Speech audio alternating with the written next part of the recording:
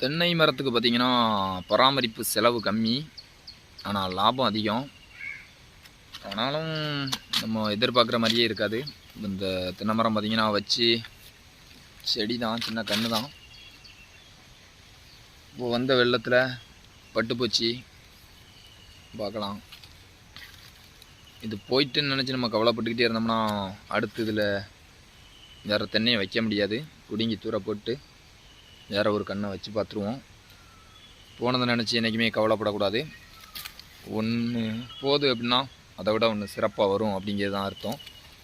இது போயிட்டுன்னு நினச்சி நம்ம கவலைப்பட்டுக்கிட்டு இருந்தோம்னா அடுத்த மரத்தை வளர வைக்க முடியாது.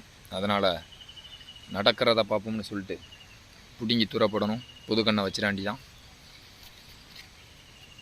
நடந்து முடிஞ்சதை நினச்சி என்றைக்குமே நம்ம கவலைப்பட்டுக்கிட்டே இருக்கக்கூடாது. அதுக்கு ஒரு சின்ன உதாரணம் இது. போனதெல்லாம் போகட்டும். 25 ரூபா வரும். அதாவது பார்த்திங்கன்னா இதோட பராமரிப்பு ஒரு நல்ல காஞ்ச தேங்காவை எடுத்து ஒரு 2 மாதம் தண்ணி ஊற்றணும் அப்படின்னாலே புது தென்னை மரம் நமக்கு தயாராகிடும். ரொம்ப சிம்பிள் தான். ஆனால் ஒரு 6 மாதம் நம்ம தண்ணி ஊற்றுனது வேஸ்ட்டு. போனால் போகட்டும், புதுசு உருவாகும் அப்படிங்கிற ஒரே நம்பிக்கை இருக்குது. நம்ம வாழ்க்கையும் அப்படி தான். போனதெல்லாம் போகட்டும், புதுசாக ஒவ்வொரு நாளும் மாறிக்கிட்டே இருக்கும். போனதை நினச்சி என்றைக்குமே கவலைப்பட்டோம்னா அடுத்து நமக்கு புதுசாக எதுவும் கிடைக்காது. இதை விட சிறப்பாக ஒரு மரத்தை ரெடி பண்ணுவோம்.